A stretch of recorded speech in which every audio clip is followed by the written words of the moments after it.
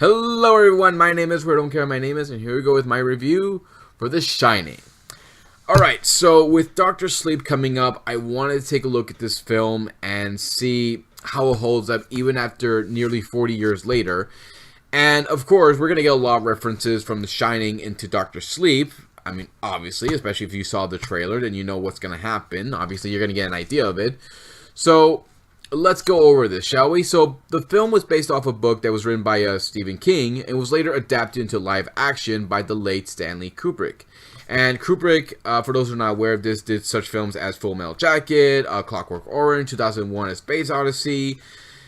So, he has done a lot of great films, and so The Shining, without question, I think one of his best films. One of them at least. So I'm sure he has others. A lot of people will say that there are other films he's done that is better than this, but to me, this one is one of his best, and it's a very good film. So the story for this film focuses on our main characters, Jack, Wendy, and Danny Torrance, each played by Jack Nicholson, Shelley Duvall, and Danny Lloyd. And they go up to this hotel where they're going to be spending the next 5 months taking care of it. Jack got a job there, taking care of it as the caretaker.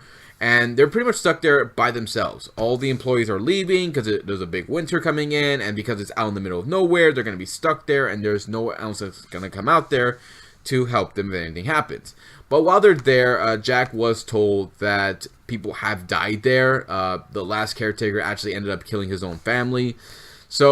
But Jack, pretty much ignores that and tries to go about the rest of his day. But eventually things start to go stranger out there, especially with Danny, who starts to see things because he has a psychic ability that allows him to see things that normal people can't see. Or as he is told by one of the characters, it's called the Shining. Or as he says it, you call it the Shining. Bad impersonation, I'm sorry. But point is, Danny's able to see all these things going on and knows that something is wrong with this whole hotel. And of course, Jack starts to lose his mind, starts to lose his sanity to the point that he is coerced by the evil ghost there to pretty much try to kill his family. So Wendy and Danny have to survive against Jack and have to get out of that hotel before they end up like the families who have been killed by their loved ones. So that's pretty much the story of this film, and what I love about it is we don't get to Jack losing his mind just like that. It takes its time. That's what I love about this film. We're introduced to the characters, we're introduced to them, going up to this hotel, and their time spending together, and we slowly see Jack start to lose it. We also get a little bit more background of these characters and why, what problems they each have, and I love this film, how well paced it is. It keeps you interested in what's going on, and it keeps you interested with all the supernatural things that happen in this hotel as well. And it's done well, and that's what I love about this story. Now I know Stephen King didn't like how the story was told, but in all honesty, it's done well. And so my flaw with this is I did wish Jack's character in the story was done a little better, but then again, it is Jack Nicholson, so you get what you get, and he still did a great job with this story. And once we get to this first act and then the middle act, and then once we get to the third act, which is pretty much where all hell breaks loose, it's a lot of fun. It's such a great good story. I think the only problem is it is a little too long. 2 hours and 40 minutes or 20 minutes, either way, it is a long film, so it is long, but still, it's not bad. I like the characters too. Again, I wish Jack's character wasn't looked as crazy as he was before, but he's not bad. The wife, Wendy, I don't know. She wasn't terrible, but at the same time, I don't know. I just think this wasn't the right role. But I did like the kid playing Danny. I actually liked him. Especially when you see him, talking to himself, you think, oh, this kid's crazy. But no, he's actually talking to a spirit there, and he's trying to help him, trying to warn this kid that, hey, all hell's breaking loose. So I like this kid. I think he's a very good character. A little, more emotion here and there, but still not bad. All the other characters are okay too, but the main focus is just on this family, and we spend a lot of time with them, and that's pretty much the focus on it. So, character-wise, I have no problem with them. Again, it's just Jack Nicholson's character just I wish. I'm not gonna lie. I love Jack Nicholson in this film, especially when he acts all super crazy. But it could have been done a little better.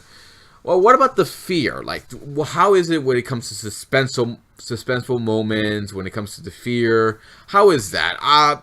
Music, love it, especially with certain moments when it plays just right. The suspense, there is a level of suspense, and I do like that. I love this psychology we got from this film, especially how. Can you imagine staying up there, all alone, isolated for months? It can drive people insane. It can drive people to the point of a breaking point. And when they have that breaking point, they can snap. They'll do crazy things, and that's what I love about how it builds up to that. That's what I love, the fact that it slowly builds up to that, and once all hell breaks loose, it's done so well. And the environment where everything is set in just looks great. It looks awesome. Looks creepy as hell. I think my favorite part of this film is the maze scene where we see Jack chasing down Danny in the maze. And, you know, just imagine getting stuck in that maze and just trying to find your way out of there while being chased by a psycho with an axe coming after you. Like, damn, that is crazy as hell. So, I gotta say, 40 years later, does the film still hold up? It still holds up in my view. It's still a good, creepy kind of film. It's not like the best, scariest movie of all time, but it's still a good, creepy, psychological film that is done very well. Without question, it's one of Kubrick's best films, and I love it, and I can't wait for the sequel. I can't wait to see all the references we're gonna get from this film and see it in The Shine and Dr. Sleep. So. Yeah, that's pretty much it, guys. If you have a different opinion about this film, leave some comments below. Let me know what you think, or what you guys think about Dr. Sleep as well, or even the novel. And if you think the novel was a lot better than the movie, leave some comments below. Let me know what you think. Hit the subscribe button, check out my favorite page, check out my Twitter page, and I will see you all next time to give you more love and more entertainment. So until then, take care, and I'll see you next time, guys. Bye.